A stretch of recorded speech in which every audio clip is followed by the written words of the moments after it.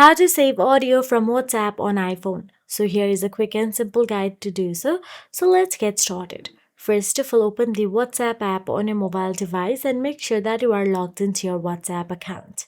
And go to the chat with the audio messages.